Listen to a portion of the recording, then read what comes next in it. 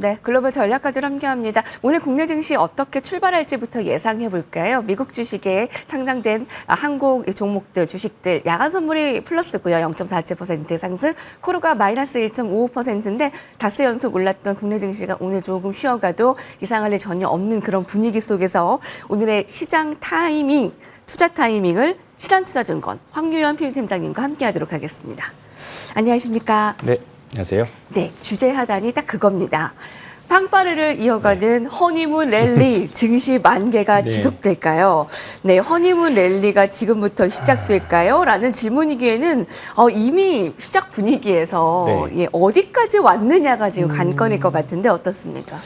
뭐 이제 시장에서 가장 최근에 많이 나온 게 이제 PBR과 관련된 내용하고 그다음에 이제 뭐 새로운 정부 들어서면서부터 이제 5,000포인트에 대한 내용들이 이제 전망들이 많이 나오면서 말씀해 주셨던 대로 허니문 랠리가 이루어지고 있습니다. 더군다나 좀 상법 개정안 같은 법안들이 이제 주가 부양책들 그다음에 이제 그 정부의 새로운 정책주들이 시장에서 그래도 굵직굵직하게 지수를 끌어올릴 수 있는 소위 말한 테마가 많이 있기 때문에 그러다 보니까 시장에서는 좀 지수까지 올라가면서 좀 관련 주식들이 없는 분들은 좀 포모도 충분히 올 수 있는 그런 장이 지속되고 있습니다. 근데 이제 비단 이제 우리나라뿐만 아니라 환율이라던가 그다음에 뭐 관세 전쟁 같은 매크로 환경, 그다음에 뭐 실업률 여러 가지 측면 봤을 때 이런 부분들이 다 이제 안정적인 안정권에 들어왔다고 보시면 될 것 같아요. 불확실성이라기보다 지표들부터 시작해서 특별하게 엄청 좋은 것도 없지만 엄청 안 좋은 것도 없는 상황에서 이제 미국에서 들어간 강달러가 조금씩 약화되면서 이제 신흥국 쪽으로 돈이 좀 들어오면서 한국 시장에도 그런 이제 매수 여력이 많이 강화되어 있는 것 같습니다. 이제 외국인들이 들어와야 들어온다라고 말씀을 드렸는데요. 이제 이번 주, 지난주에 계속 이제 들어오고 있습니다. 확실히 들어오고 있고요. 지금 수준에서 외국인들이 들어온 부분들을 보면 이제 지난주에만 해도 이제 하루에 1조 이상 매수하는 1조 가깝게 매수한 날이 3일 정도 나왔고요. 이제 6월 달 들어서면서부터는 한 3조 넘게 지금 매수를 하고 있습니다. 네. 지금 사실 근데 이제 연초부터 보면 여전히 근데 순매도입니다. 워낙에 4월 달 증시 불확실성부터 시작해서 환율이 금리가 급등하면서 환율이 좀 불안정했을 때 외국인들이 거의 9조 가깝게 매도를 한 경향이 좀 있는데요. 지금 자료 화면 보시면 이제 24년으로 나와 있는데 이제 25년 자료라고 보시면 되겠습니다.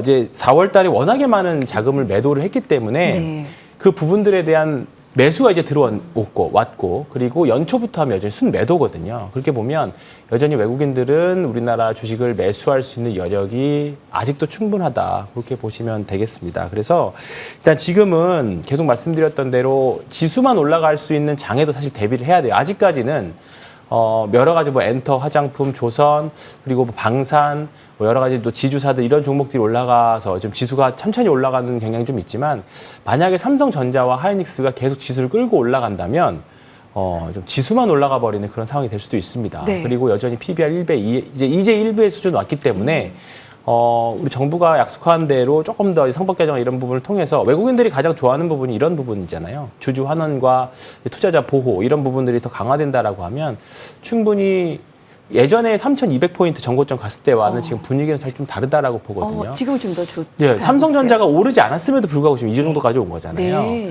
삼성전자가 이제 본격적으로 추세를 만들어내고 상승 국면으로 간다면 아직 뭐 삼성전자가 그만큼 갈 수 있을까에 대한 의문은 여전히 많이들 있는 것 같습니다. 하지만 이제 외국인들이 한국이라는 나라 살 때 당연히 삼성전자를 먼저 사기 때문에 그런 부분의 매수세가 이어진다면 충분히 정고점 돌파도 이루어질 수 있다. 다만 아마 2분기 실적 발표가 되는 8월 전후가 조금 이제 올 한 해로 보면 이제 변곡점이 될 가능성이 좀 높다라고 보는데 일단은 그때까지는 이번 여름까지는 그래도 충분한 랠리를 한번 기대해봐도 되지 않을까 생각하고 있습니다. 네. 자, 국내 증시 하시는 분들 좋으시겠네요. 좀 수익 극대화 되셨으면 좋겠어요. 여름까지는 조금 더 여러분들 수익 누리셨으면 좋겠습니다. PBR로 보면 아직 1배 수준으로 부담스러운 수준도 아니고 외국인들 더 들어올 여력도 있고 그리고 지난 3,200 갈 때와는 좀 다른 분위기가 삼성전자가 아니어도 이렇게 올라갈 수 있구나라는 좀 분위기가 포착되고 그런 걸 보면 거꾸로 얘기하면 삼성전자, SK하이닉스가 가면 더 갈 수 있다라는 맞습니다. 그 말씀이시잖아요. 자, 그런데 관련 주식이 없는 분들은 포모 현상이 있을 네. 수 있다. 속속 네. 보일 수 있다. 바로 2차 전지 뭐 이런 것을 네. 얘기하시지 않나 싶은데 새 정부 랠리에도 난리인데 내 계좌는 왜 이래? 자, 그런 잘못된 업종을 가지고 계신 분들은 지금이라도 좀 갈아야 되는가 좀 궁금합니다. 그게 예, 사실 예. 저도 많은 그런 질문들 굉장히 많이 받아요. 그럴 것 같아요. 2차 전지를 지금이라도 팔고 갈아타야 되느냐라는 질문을 하시면 사실 그렇다고 2차 전지 섹터에서 뭐 손실률이 그래도 뭐 한 10%대 정도면 충분히 해볼 만하다고 보거든요. 근데 손실률이 30%에서 한 50% 간다라고 하면 사실 지금보다 2배 이상 벌어야 본전에서 그 이상을 벌게 되는 거기 때문에 쉽지 않은 국면이긴 합니다. 그렇기 때문에 계속 강조드린 게 추가 매수는 하지 말자. 추가 매수 하지 말고 새로운 자금이 있다면 일단은 지금 달래는 말들에서 좀 매매를 하시는 게 낫다. 그 말씀 좀 드리고 있습니다. 네. 허니문 랠리에 코스피는 3,000 근접해 있고 네. 정책 기대감 관련주는 일제히 오르다가 이제 슬슬 순환매가 좀 네. 시작이 됩니다. 어제 여러분 K 콘텐츠 웹툰 올라갔고요. AI 소프트웨어 네. 지역 화폐는 조금 내리고요. 어떤 것부터 볼까요? 아마 당분간 어제 하루만으로 어떤 새로운 뉴스가 나와서 올라오고 내려간 그 순환매가 나왔다기보다는 악재가 나온 건 특별히 없잖아요. 그러니까 이제 종목들마다 어느 정도 급등을 하게 되면 조금 이제 차익 실현이 나오고 좀 덜 오른 섹터에서 좀 올라오고 이런 정도의 저점을 높여가는 저점을 높여가는 순환매가 계속 나올 걸로 보입니다. 더군다나 지금 어차피 시장이 탄탄하고 기관에서 어차피 외국인 기관이 지금 쌍끌이로 매수를 해주는 그런 국면이라고 하면 개별주와 지수 모두 다 지금 양호한 측면이라고 볼 수 있습니다. 그래서 일단은 단기적으로 기술적인 지표들로 봤을 때 좀 과매도 간다. 요즘에는 사실 기술적으로 봤을 때 과매도를 뚫고 더 가는 섹터들, 그러니까 더 강한 종목이 더 강해진다라는 이제 추세 추종의 관점들의 마인드로 접근하시는 게 사실 시장이 강하거든요. 그렇기 때문에 사실 지금 말씀 주셨던 K 콘텐츠, 웹툰, 지역 화폐 이런 종목들은 지금은 철저하게 트레이딩으로 붙어야 될 때입니다. 아직까지는 실적으로 봤을 때 좀 과하게 올라간 부분들도 좀 있기 때문에 매매를 하는 관점을 붙으셔야 되고요. 거기서 대신에 좀 주가가 어제처럼 급락하고 나면 좀 일정 부분 투자자들 본인이 생각하는 리스크는 충분히 좀 관리하시면서 매매하셔야 된다. 그렇게 보겠습니다. 네. 계속 강조하는 부분이 지금은 좀 내려가는 거 물타기보다는 네. 가는 것에 더 집중을 하자라는 것 같습니다. 그래서 전략 잠시 후에 들어보도록 하고요. 올라가고 내려가고 하는 업종들 몇 개 더 여쭤볼게요. 자, 유통주들이 네. 의무 휴업 강제 네. 소식에 좀 급락을 보였고요. 엔터 화장품들이 상승입니다. 그래서 또 네. 엔터와 화장품을 또 묶어서 최선호주를 또 꼽아주시기로 했어요. 어떤 것들 살펴주실까요? 일단 유통주부터 말씀드리면 어떻게 보면 이번 새로운 정부의 피해주, 단기적으로 좀 피해주라고 볼 수도 있을 것 같아요. 그러게요. 근데 추경으로 인해서 좀 기대감이 많이 있었지만 이제 휴무일에 이제 강제 휴업을 하게 된다. 그리고 어제 또 이제 전력 가격 이제 공공요금들이 인하한다는 이슈가 나오면서 한국전력도 좀 하락을 크게 내렸던 것 같습니다. 이런 부분들은 시장에서는 좋은 뉴스만 나온 종목들을 가지고 매매를 해도 사실 지금 모자라거든요. 그렇기 때문에 악재가 나오면 사실 이런 부분들은 아까 말씀드렸던 콘텐츠나 이런 것과는 좀 결이 다른 하락이거든요. 거래량도 나오면서 악재도 동반했기 때문에. 그러면 사실 시장에서 참여자들은 좋은 종목들 하기도 바쁜데 굳이 악재에 껴서 노이즈 있는 종목들 매매할 필요 뭐가 있을까라고 하면서 좀 강하게 좀 매도를 하시는 것 같습니다. 그런 영향은 앞으로도 이어질 것 같고요.